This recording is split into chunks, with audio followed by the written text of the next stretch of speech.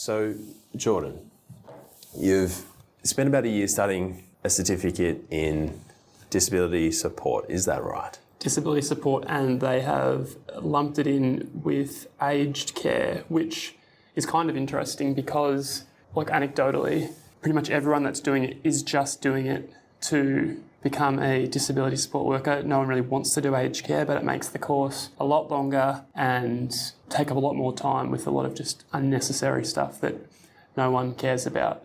And why does no one want to do aged care? Is that because the wages are lower, the conditions are worse?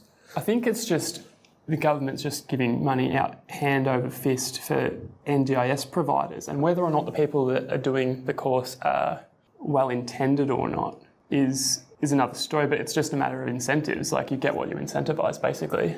Yeah. I'm curious, Jordan, you said something earlier.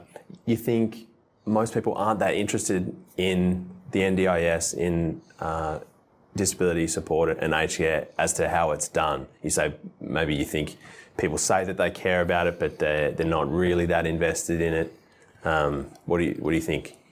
In terms of the general public who have nothing to do with it, I think that everyone has the moral structure where they think that you should be helping people that need help, basically, and everyone wants to be able to say that they're doing that. So it's a very sensitive political issue, and because of all of the incentivisation and rewarding that's going on, basically, you just end up with a topic that no one wants to really go over and make the necessary changes so that it's not just a massive fraud and waste centre, which ultimately, end of the day, if it's not addressed, is going to lead to the people who legitimately do need support not receiving any.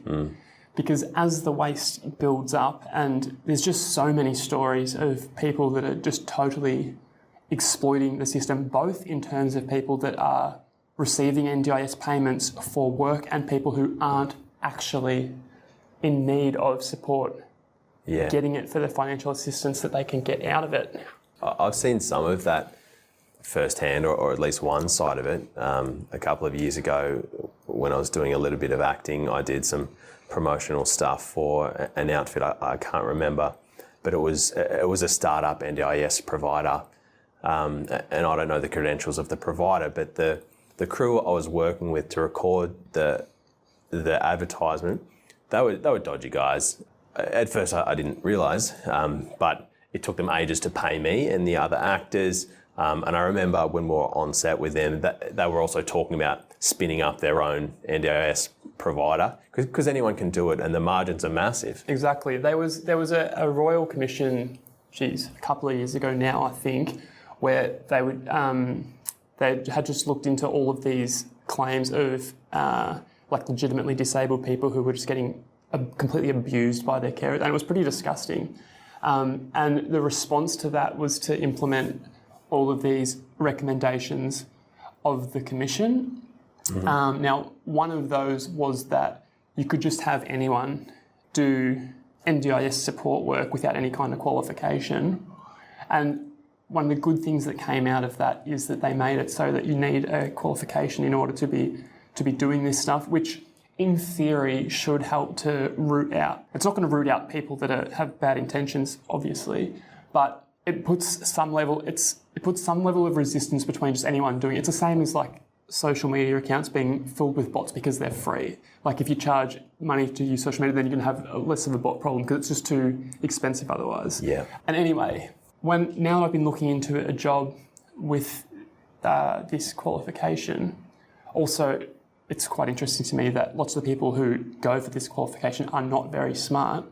But now that I have the qualification and am looking for it, employers don't actually require the qualification for workers for another couple of years. They're phasing it in super gradually, so you just have to, be kind of working towards it type of thing if you plan on being employed in the industry in about, I think it's 3 years' time now.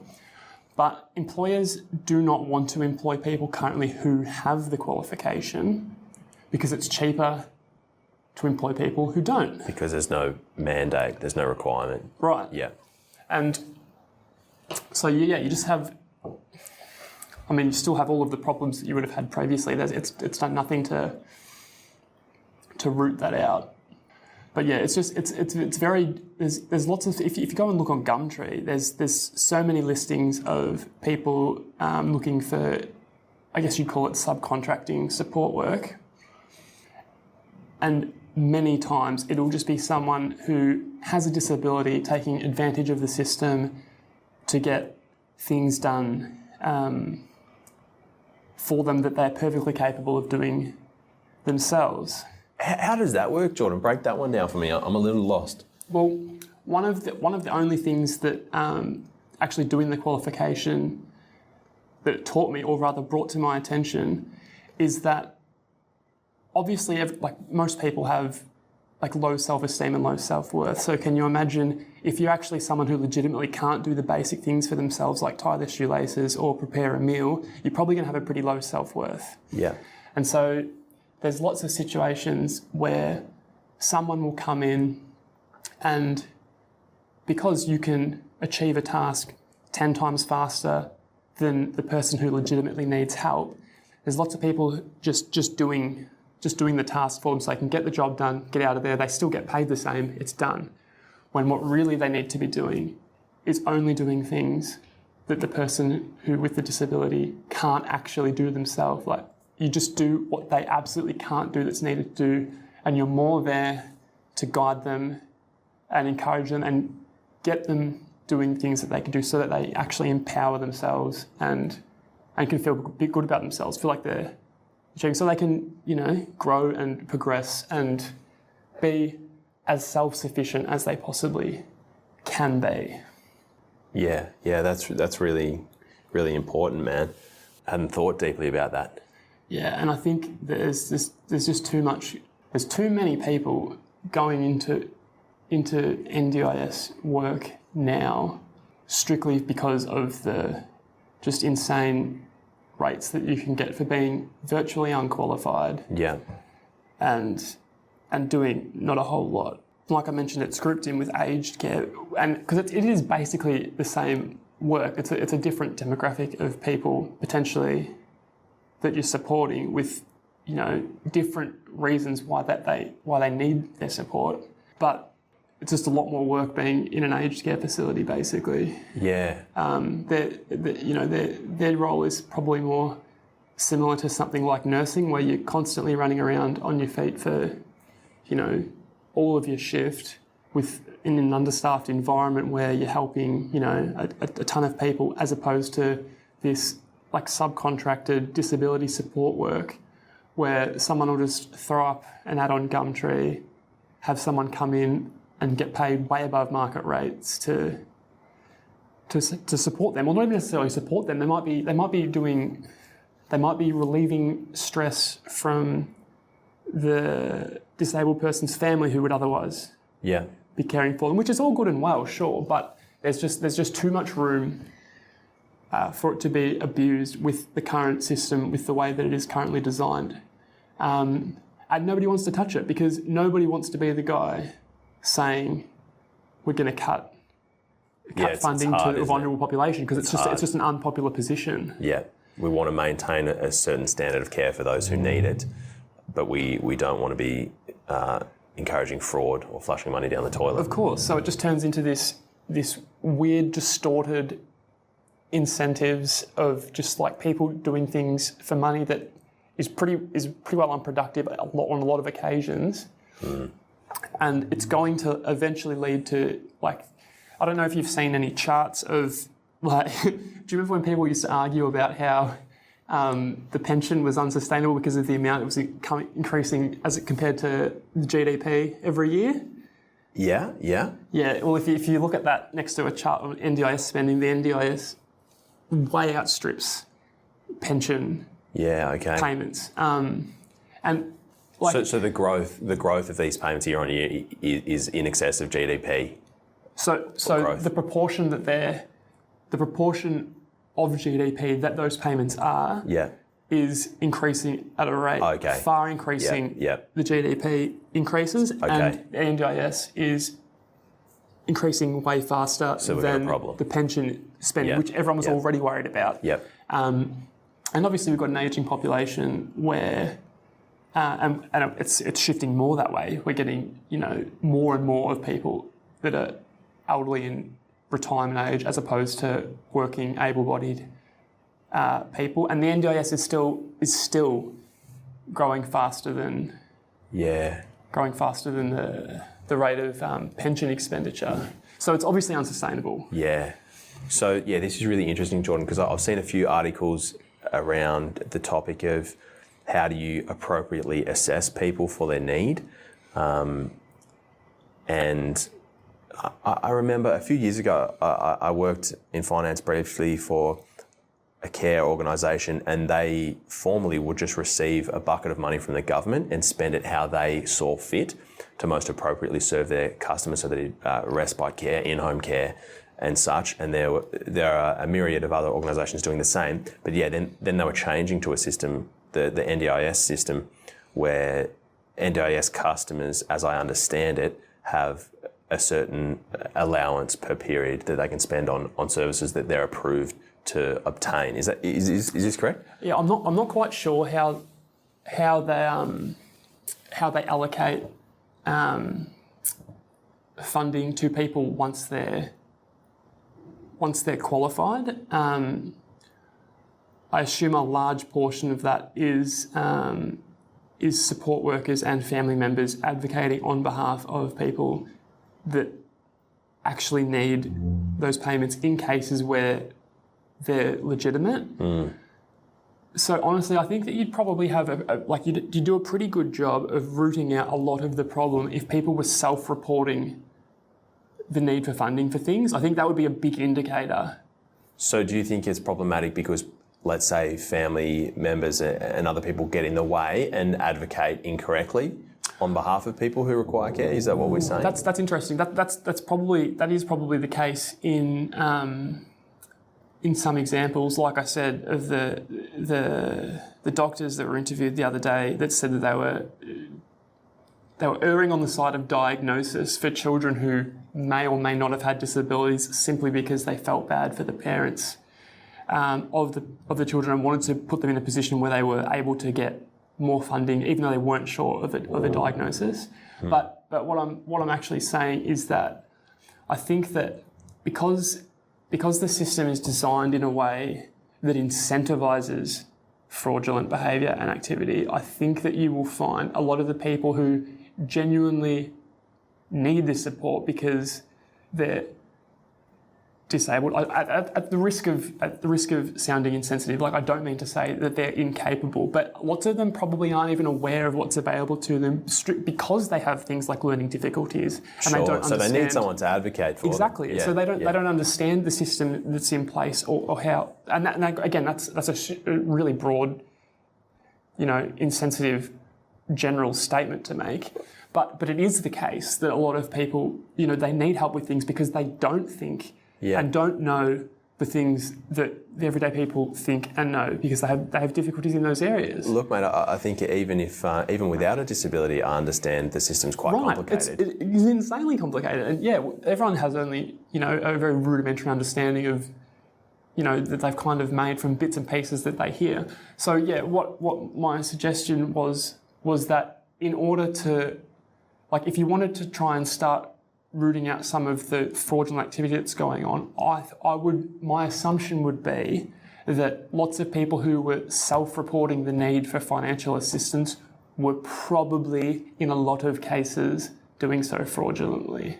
Yeah, interesting. And I guess if people know, it's always the case when the government rolls out a big new scheme, there's always people looking for avenues to rort it.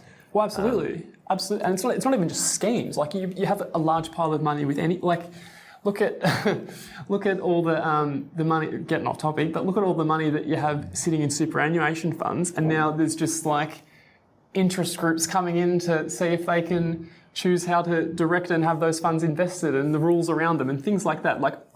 Large piles of money attracts attention and incentivises action. Yeah, man. Look, yeah, we are getting off topic, but superannuation. I worked in the superannuation industry, and the superannuation lobby is powerful because the government mandates a certain percentage of our incomes going towards superannuation. Right. You don't need to be a good fund manager. You just need customers because your employer is legally obliged to make payments, regular payments to you, and you sit on a big pile of cash and you just take some fees and a little bit of a percentage each time period. It's I'm a fan of Cameron Murray, who's an economist who believes that whole industry is a big scam, and I'm now partial to that idea. If just getting back to the point I raised before about the pension expenditure, like it's obviously not working because obviously if superannuation policy was benefiting or working at all, you'd have a reduction in the amount that the pension was costing taxpayers because people would be sustaining their own retirement, and that's obviously not the case. Or maybe it's the case that the pension rate that people are claiming would be going up even more if people weren't making mandatory, or employers weren't making mandatory super contributions. I don't know. I haven't looked into that enough. It's super interesting, Jordan. I think there are.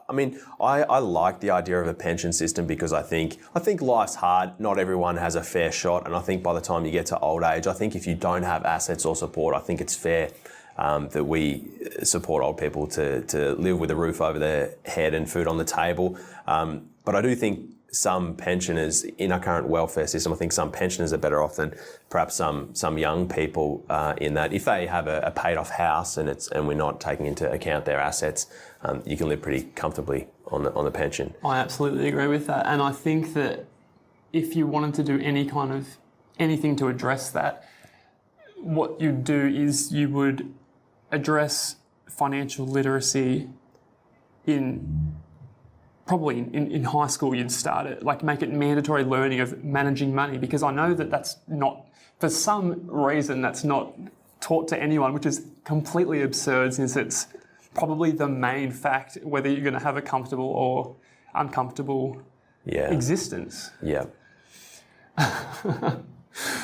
Yeah, it's so true. There's many pitfalls in life, and if no one teaches you good financial management from an early age, there's no guarantee that you'll automatically figure it out.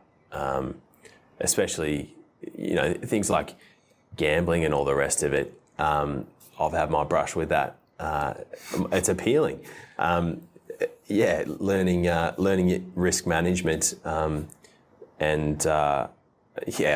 risk management full stop is very, very important. Could not agree more. Yeah, and saving on a weekly basis or monthly basis are very important things. I think even implementing good financial personal hygiene and strategies for yourself, I do think there's always going to be some people that cop a bad run, and I'm of the school of thought that believes there should be a system in place to help such people. Sure. So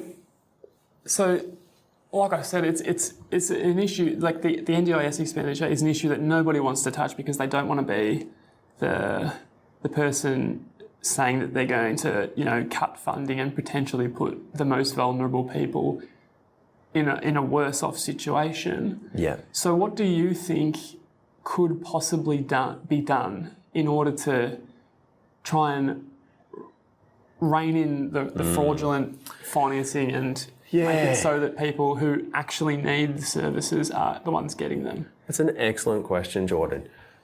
Immediately, I remember a few years ago when I was first looking at the schedule of rates for different people under the NDIS. So you'd have like support worker, occupational therapist, allied health, psychologist or whatever. These rates are insane. Like they're multiples of rates that I would understand just in the free market. So I don't know. Yeah, it's also the case that if you're offering any product or service and it's catered towards people with a disability, that you get a much higher rate than you would servicing people because it's more challenging work. Well, allegedly it is, but I don't think that that's even the case, because if you're say we I was looking after someone with a disability and they wanted to, participate in some recreational activity. There's no reason why with, my assistance to help them in whatever they needed help with, based on their particular disability, there's no reason why that has to be any harder for the provider of that service. Now, it's kind of a weird example because I'm struggling to think off the top of my head what a service is that someone could possibly be providing. Like obviously it's the case that if you have a rental property and you want to rent it out to people and you're going to rent it out to someone with a disability, there's things that need to be put into the house potentially to make it so that it's livable for them. Mm-hmm. So sure, the NDIS can fund that, but they fund it at way higher than market rates, maybe. Yeah, to put it in. Yep. And also the rent that they receive for that property is way higher than market rates, which is ridiculous. It is the case that people with a disability need, maybe they need ramps because they've got a wheelchair or whatever it may be for that rental property. But there's absolutely no reason why people with properties to rent should be incentivised to not provide their rental house for people, or maybe there is. They're just making it overly attractive to do it through the NDIS. Now, I suppose that you want to address maybe people think that it's going to be more work, and so you have to incentivise them to go out of their way to rent their property to someone with a disability. But I don't think that's. I think that's conflicting the broader cultural consensus that we should be helping people with a disability. So I don't know. I find it hard to believe that the majority, obviously there'd be some, but the majority of people would discriminate on whether they would rent their house out to someone purely based on the fact that they've got a disability. Yeah, that doesn't seem like it tracks with me. Yeah, but maybe it is the case. Yeah. But there needs to be a better way to incentivise people other than just offering them 3x market rate, like you said, for providing good and service just because someone has a disability. It's kind of like the opposite of. Oh no, I don't suppose that's the case actually. But I don't know how you'd address the problem. Yeah, I think surely there were problems in the previous iteration of how things were done, where the government would directly give money to providers, and then the providers would find the best services they could to help their clients. So I guess in that sense, it was the responsibility of the provider to get the best value by integrating with the market and market rates for whatever services. Yeah. What do you think? Because the point of the NDIS, if they had like a mission statement or whatever, their goal is to A, improve the quality of life of people with a disability, and B, to make them be able to live a life that is as similar as possible to able-bodied people, right? Yeah. So based on that, what do you think about their old practice, which is definitely the case that it occurred, of funding people with a disability to go and see sex workers? Mate, that is super interesting. That's that's super a hot topic. It is a hot topic, man. And not just that, I know up until recently, perhaps still, even like Reiki stuff, man, like getting the magic crystals on you, like funded through the NDIS, like that's fraudulent in my view. I think so too. Like it's one thing to be trying to improve people's quality of life, but you'd never give someone on job seeker money to go and see a sex work. Like, it's completely absurd. Well, that you've got to be consistent, right? So if it's fair for people with a disability to have access to sex workers, well, then you got to provide that access to other people who might want to see a sex worker, right? Well, the argument is that people with a disability are excluded from having access to. But so are ugly people. That's a very good point, and it's exactly true. And it wouldn't even necessarily ugly people. I would say that it's pretty common. Geez, we're getting really off here. It's okay.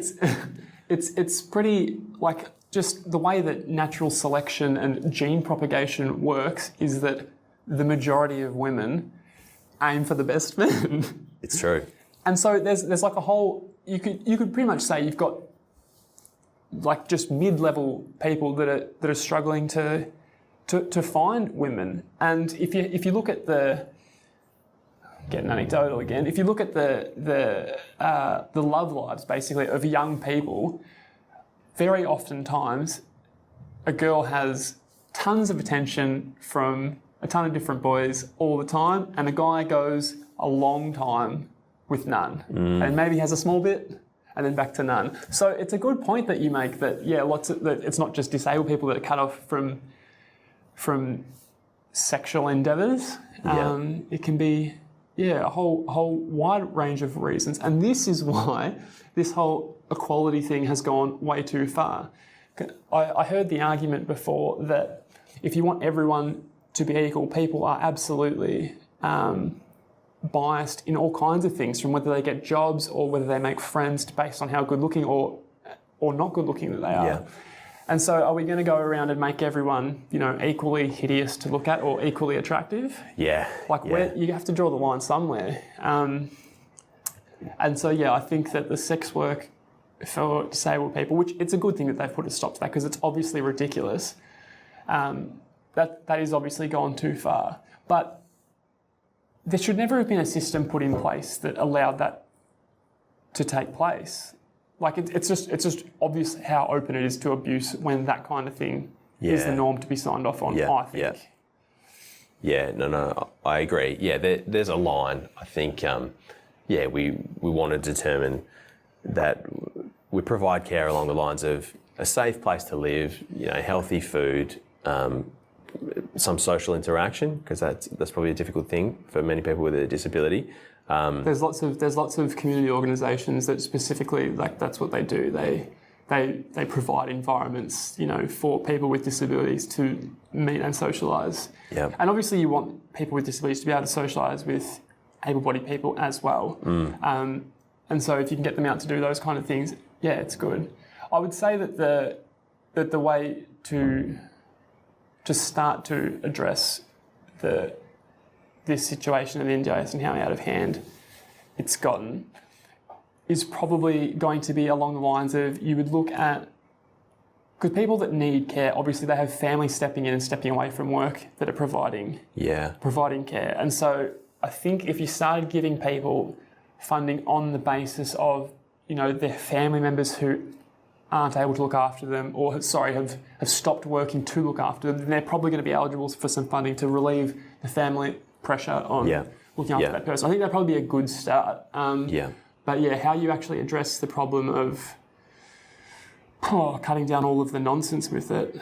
I think it's so hard, man, because if we think just about ourselves as able-bodied people, as you say, what are our needs, right? Because I think you can, depending on your greed or ambition, you can really make the claim that we all have infinite needs, right? So unfortunately, we have to draw the line somewhere, right? Sure, and you can go completely the other way as well and say that the basic needs of people are not even being met. There's so many people who can't own homes anymore. Yes. So are they automatically going to get funding or housing? It doesn't look like it. And it seems odd to me, again, not a politically popular opinion, but it seems odd to me that at the cost of working able-bodied people, productive people in society, we're going to go and fund an unsustainable amount of unproductive people, which is not a nice way to categorise them. Sure, there's things that they can do, sure, there's things that they can't do, but we've got to make sure it's a fair society that disabled people get good quality care that's not in a system where we're being wasteful. It needs to be efficient. But as you say, we can't allocate the entirety of our GDP towards it. I know that's not happening. I'm not saying that it is, but we need to find a middle ground.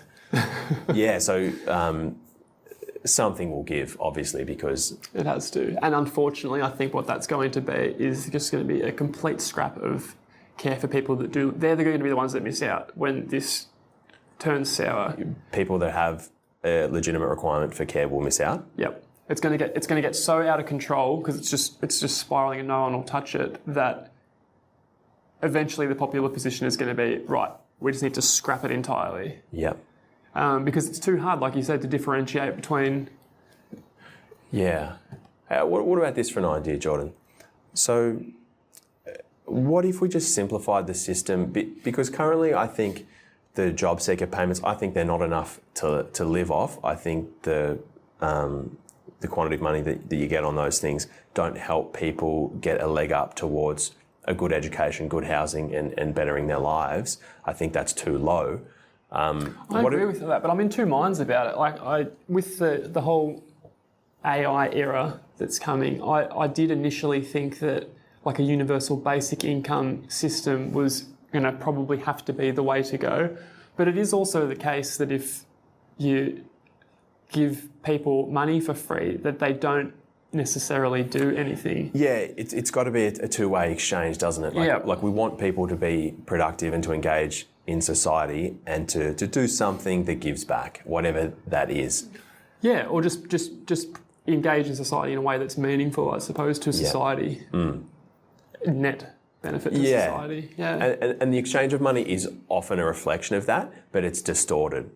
Yeah. Right? Because we could probably say there are some billionaires in the world, like, I know the guy that owns Louis Vuitton or whatever, could we really say that he's delivered $250 billion worth of value to planet Earth? I'd argue no, right? Yep. But it's reflective of our shortcomings as a species, I think.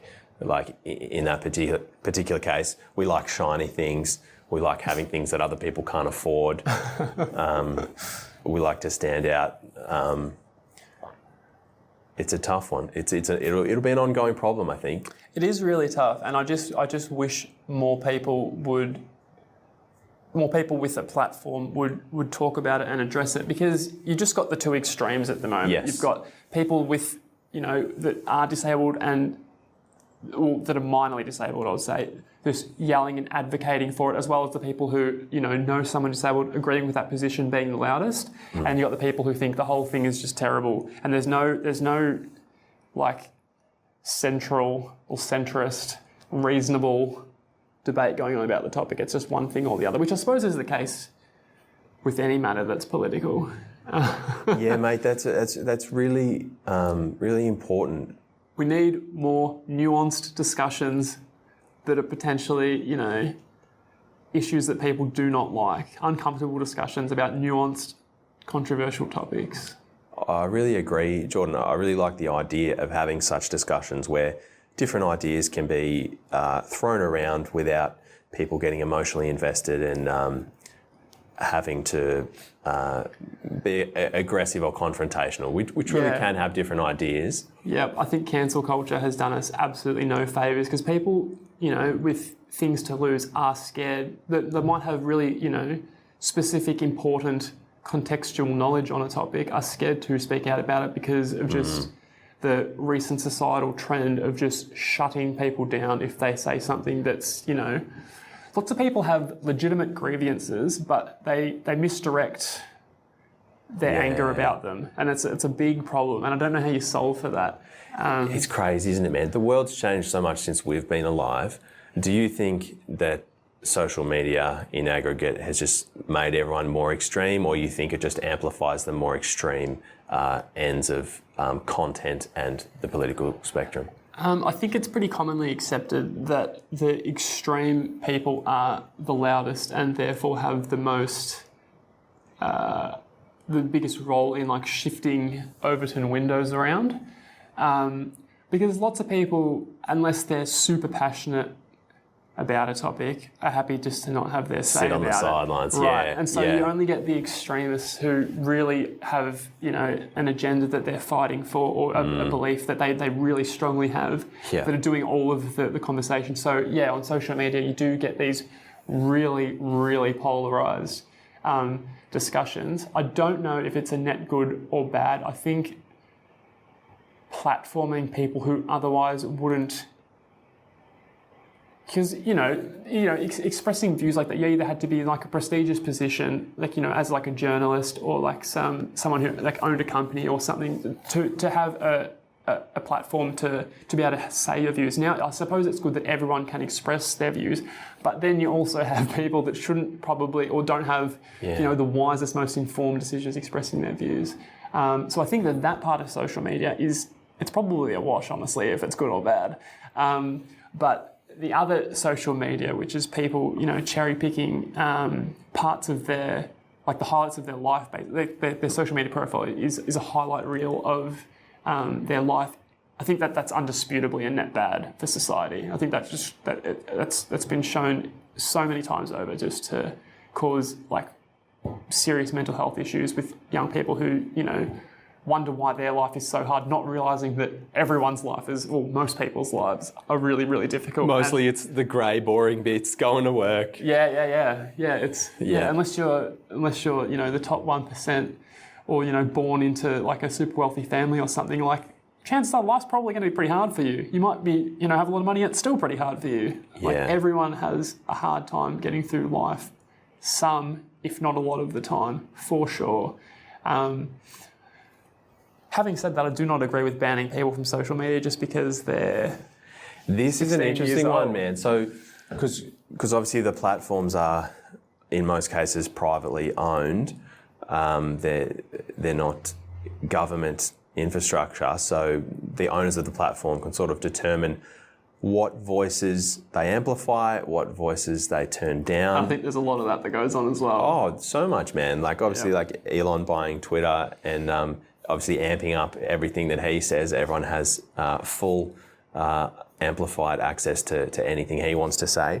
And obviously, since it's obviously just so true that whatever the ownership of a social media platform, the political landscape on that platform is going to shift to be in line with it's the same as anything. If you have a journalist that's trying to objectively report about any topic, obviously, at some level, their personal politics are going to slip into the reporting. So, because you're never going to get a purely objective. I think there are some who try. No, absolutely. Some people do try for sure, but it will slip in on some level. And what I think you're alluding to is the fact that the people who own these platforms, or the algorithm, they've got ideas. Platforms, they do, and whether they mean it or not, personal politics and personal opinions on things are always going to slip into, like you said, the way that algorithms amplify content or whatever else. It's quite funny that you say that, because I do spend a lot of time on Twitter, and it's very, very funny how there's two options in Twitter. One where you can have just a feed that's customised for you, or one of people that you actually follow. Now, I spend a lot of time on the one of people that I actually follow, because the one that's customised for me is just so political. And I didn't... You didn't choose that. No, I didn't choose that. And so I think that you're very right to say that they amplify the kind of content they want to amplify. And I think that it's definitely the case, at least with Twitter in my experience, that it amplifies political content. I suppose it's because it gets people the most enraged. Yeah, man. People respond to stuff that makes them angry. And they're there click on it, watch it, and they comment on it. And they want you sitting on the site, scrolling around and writing about getting shit angry, as much getting as you fired can. up. Exactly. So I think that definitely happens. But yeah, it's just what's that quote? Is it a thermodynamics quote? What's the quote? The purpose of a system is what it does, not what it claims to do. And yeah, I think that's very much the case with social media. They say that they're about, connecting people and, platforming all kinds of discussion, but really what they're doing is what they do, which is drive people to extreme views and get them to stay on the site for as long as possible so that they can sell, advertising slots. Elon Musk is a bit salty about losing some advertisers. Oh, is he? I don't know. That's a funny topic, because I think that, because I am of the opinion that him buying Twitter is a good thing. Sure, it's definitely got its downsides, but I think that that's objectively better than Twitter prior to him buying it. And I would be interested as to what your opinion is on that. Yeah, no, I'm glad you raised it, John. I think we have different opinions on that, but I might also concede that in the previous ownership of Twitter, there was just a different range of political views that dominated the platform, right? And I understand now, after Elon Musk's ownership, look, I'm kind of a centre-left guy. I understand that from my centre left echo chamber, people say Twitter's got pretty ugly now, and I understand a lot of left and centre left people have moved to blue sky. Would you be open to the possibility that I don't think it's disputable that the majority of America, based on the results of their most recent election, has shifted rightwards as opposed to its previously leftwards position, and therefore it's not necessarily amplifying right-wing views, but actually just the majority of views are more right-leaning? Yeah, maybe it's just reflecting... I don't know if the demographic of Twitter users is mainly American. I would assume that it is. Yeah, because I think, I don't know how many users it has now. I think a few years ago, maybe just a few hundred million. Maybe it has similar or more now, I'm not sure. But yeah, I'm not sure what the actual user numbers are. But maybe they just appeal more to a different demographic now. Like if we're looking at a Venn diagram or whatever, maybe just some of the circles have shifted a little bit. And I don't think that would be limited to Twitter users. I think that you would find as a broad population measure that is the case, and that's possibly reflected in the views that you see cropping up on Twitter. Yeah. But it is also the case that, the algorithm amplifies what the algorithm wants to amplify, definitely. Yeah, man. I remember in the lead up to this US election, I thought it was going to be close. I thought the Democrats were going to get it. I was very wrong. I can't remember where I was going with that, but I don't even know why. Why did you think that? They've shown. I just thought that because I really thought Trump was done and dusted in 2020. I was like, goodbye, catch you later. But he wasn't gone at all. I think for me, it just goes to show. I think Bernie said it right after the election. He said it's no surprise for the Democrats that the people you have abandoned have now abandoned you. Yeah. I think there's a large swathe of people in America getting paid shitty wages, having shitty healthcare, having a shitty time, a really unfair time, probably pretty sick of the current administration. Yeah, I'm just kind of surprised because you're a smart guy, and as someone as someone who has bet on the last two American presidential elections and picked the winner both times, I thought it was obvious who was going to win in both elections. Well, the betting markets had it right, but they had it wrong in 2020. I picked Biden in 2020. I'm not sure. I picked Biden in 2020 as well, and then I was right. Well, I can't remember what the odds were though. I don't know if I picked it when it was a day or two out. It was like. I think I got paying like $3 to 1 on it. Yeah, I got in about the same. I was trying to get on at $3, but I couldn't move money. I got Trump at 2 to 1 as well. Yeah, nice. Before he went, Man, if you bet on Trump as in 2020, mate, you'd be retired. To win in 2020 to win 2024, like straight after that, because to me he just felt so done and dusted. Right. No, I don't even agree with that. I think it was obvious that he was going to go for a second term, just because he's like, if you looked at the way that he handled like any kind of, because the media in America used to love him when he was just like a guy that said you're fired to people. Yeah. And people love a celebrity, man. They do, and then he became into the presidential role, and then all of a sudden, all of these just American news outlets just started attacking him like 24/7. I think there's like one American news station that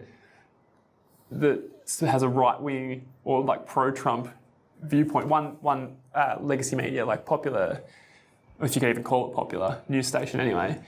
But a lot of those have come out as being just funded by this USAID thing. It's not even organic. Mate, I'm interested in this topic, and I need to see some facts. I don't know that the last thing you told me. What did you tell me? You told me something. You told me USAID has been funding ISIS and Al Qaeda and the Taliban. Yeah. I googled it. I couldn't find any support for that. But if it's true, I want to know. If it's true, I think that's a very big story. And it's not, like, I don't even think it's surprising. I think that it makes complete sense. Like, even if you, like, just, how do I say it?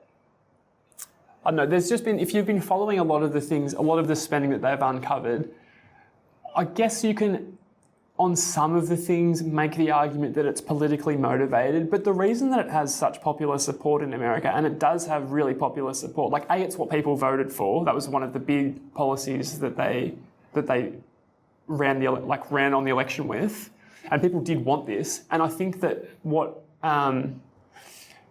Elon and his team have done with their fighting government waste thing is that they've gone after the most absurd, wasteful spending of taxpayer money that they can find, because they know that they're going to be fought every step of the way on it, and so they needed the public to want it to continue. Yeah, look, man, a few things. Look, definitely that's the story they're telling. I'm not sure I believe it. I mean, as I said, Trump is a very well-established liar. You wouldn't disagree with that, would you? No, I don't think he's established. I think that he's definitely a massively self-interested person, sure. But I do not think, I know it might sound naive, but I really do think that he wants to help people this time around. You reckon Trump wants to help the little guy this time? But he hasn't today. I honestly do.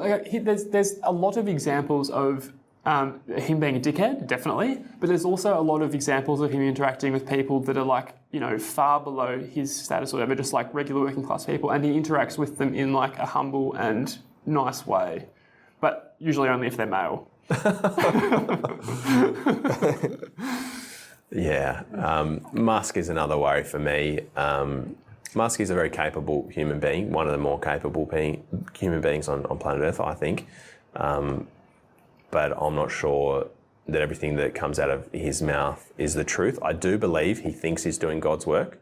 I do believe he thinks he is fighting the bad guy and making things better for everyone. But don't you think that it's funny though that every single opinion that's attacking what he's doing has been completely silent on all of the billionaires, and there were more billionaires that funded Kamala's campaign than there were that funded Trump's. I heard she got a bunch of funding. She did. She didn't fail for lack of funding. Yeah. So there were way more billionaires that were supporting democratic causes and Kamala's campaign, but no one has any issue with that. It's just Elon that they have a problem with. I think the whole thing is very motivated and not at all unbiased, objective assessments of things. So hang on, so you're saying... So you're saying the Dems and their backers hate Elon unfairly? Is that what we're saying? I think that it's just one of those cases which is just a common thing that people do on the internet, really, where they're just picking what, not even necessarily tall poppy, but they're just picking whatever angle that they can to launch an attack. It's not actually a position that they think is tenable. Anyway, so they hate Elon for other stuff he's done, and they're going after him on this for whatever that they can. Yeah, and that's not a one-sided thing that happens towards Elon. That's what everyone on the internet seems to do. They just, like I said, this whole cancel culture thing. People just attack what they think is attackable, but it's not the actual position itself that's untenable. Because if it was, they would have things to say themselves when they find people on their team doing the same thing. Yeah, I think you touched on something that's a real problem, Jordan. Politics is dirty, and unfortunately it's dirty on both sides. I'm a centre-left guy, but on most topics I'm centre-left, not all. But I've in Australia, I've been very disappointed with the Labor Party. And similarly, I'm disappointed with the Democrats in the States. It's not like they have a lot more integrity than the Republicans. I think they have a little more, but not a lot more. I think in my first time I voted Labor. The second time I voted Independents, but then still preferenced Labor above Liberals. And I definitely won't be doing that in the election this year. It'll be all Independents, which is same as last year, but then Liberal first, because I just can't cop. But if I could vote for neither major party, that's what I'd be doing. Yeah, I think the way to vote for neither is just to vote Independents. Yeah. But too many people don't understand the preferential voting system, and it makes me want to tear my hair out. Jordan, this is funny. We've got 4 minutes left, so maybe we'll start wrapping up. But if you want to have another conversation another time on preferential voting or the upcoming election, I'd be very interested in that. I would love to have a conversation about not just on preferential voting. I think that's a short topic, but the more people that learn how that works, the better. Although I think that anyone who's looking up and listening to a podcast that has anything to do with politics probably isn't someone that you need to worry about understanding. Like, they probably know what preferential voting, how it works. Oh, look, yeah, you'd like to think so. I mean... But I daily, in my highly political Twitter feed, I daily see people who make some comment that just outs them as not understanding preferential voting. And it's really alarming. Again, something that's not taught in schools. Why not? Excellent point, Jordan. Well, I think we obviously do need to have another conversation on it. Yeah, I think you're right. I think they do need to teach it more in schools. But it's good. More conversations like this, getting people thinking about things that they probably just lightly thought about. Like, yeah, helping disabled people is good. Yeah. And the NDIS is bad, when it's kind of like a nuanced in-between. Yeah. Look, man, I'm hoping to speak to an audience that may exist in the future that's reasonably broad, just people with an interest in society, politics, what's fair, and obviously I have environmental concerns as well. So you know, it's good. I never cared about this stuff, and I'm glad that I do now, because it's good. It's important. More people need to care about it. Thanks for your time, Jordan. I appreciate it. Thank you.